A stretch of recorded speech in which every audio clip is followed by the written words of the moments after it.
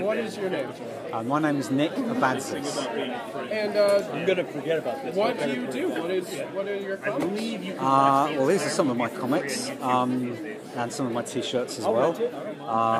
This is probably the comic that I'm best known for in the United States, which is about a dog called Laika, a Russian dog, who went up in a satellite that was sent up by the Soviets in 1957. And it's her life story, a biography of the dog, if you like. And but it's not only that; it's also about all the human beings who surrounded her, whose lives she touched.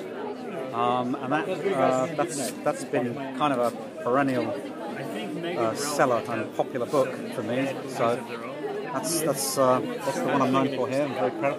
And this is Hugo Tate, which is actually older work, but which is probably the thing that I'm most famous for in the UK, where I hail from, as you could probably hear from my accent. And that was a story about a kid who started life as sort of a stickman, and he was very scratchily drawn. But over time he became kind of more and more heavily rendered, as did the world around him. The metaphor being that he was a sort of a rites of passage story, and he's this kid who, kind of Pinocchio, who comes alive in a manner of speaking in the story.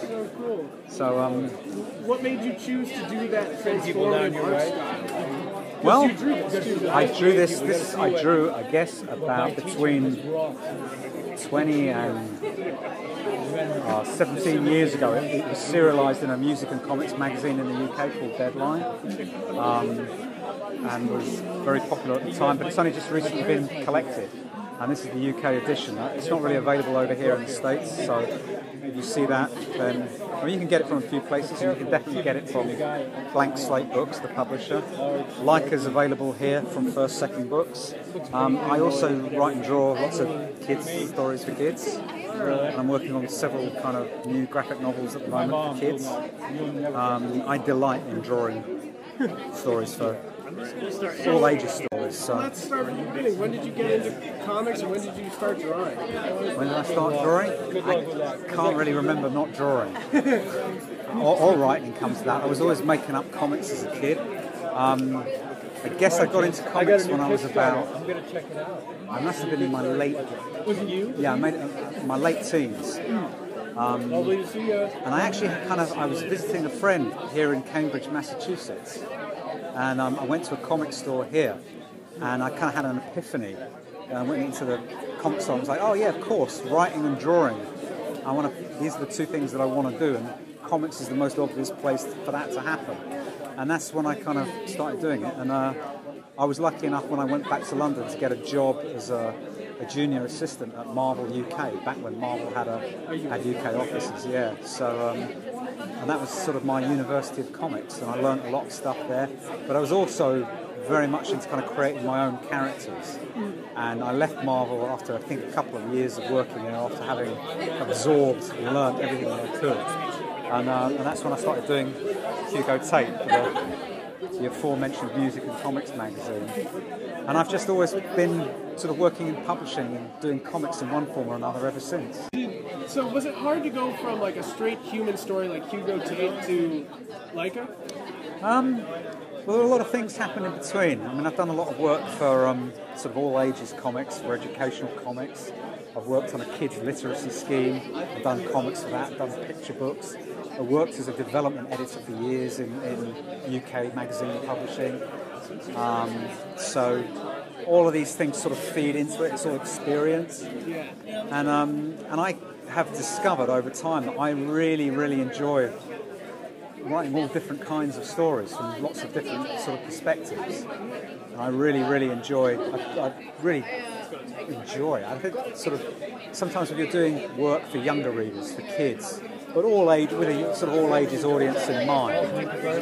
That's kind of the toughest audience in a way, because it's a constraint that you're having to work with. And I say you work with it rather than against it, even though it's a constraint.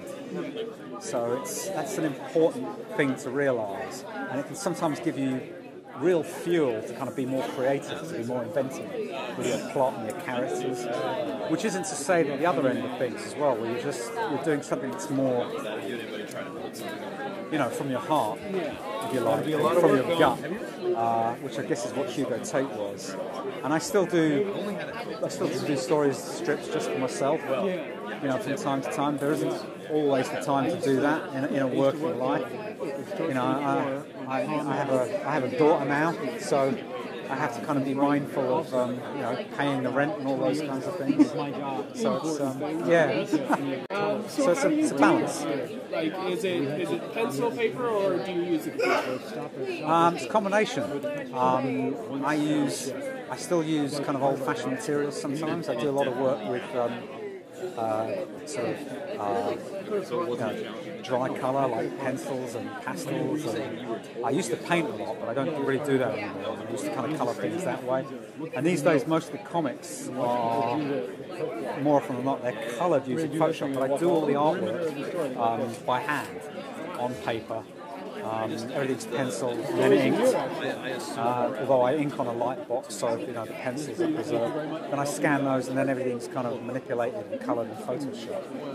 But you know, and that's kind of about speed, really, more than anything else. So I'm not opposed to kind of working completely digitally. I think, in a sense, the more tools you have, the more possibilities. You know, the kind of more exciting it gets for you as an artist. So, and I get quite greedy. I want to try all these different approaches. But when I'm relaxing, when I'm drawing for myself, I tend to kind of go back to just kind of drawing straight on paper and using kind of coloured pencils or watercolour or something like that. But that's more often than not what I do for myself. Thanks for the interview, man. It was my pleasure. Yeah. Cheers. The dark innocent face that you guys. Yeah. How does that? I mean, Garth Ennis is one of my favorite writers, so it must be something. Garth and I go way back. We practically started out at the same time together, and he, I mean, he works in British comics around about the time I was starting in Deadline, and I forget how we met. I think we met through a mutual friend, John McRae, who was, I think he might have been working for Deadline, and then we just really hit it off. And he, you know, he lives in New York as well. So when I moved to New York, we sort of took up again with each other, and hence the introduction. That's awesome.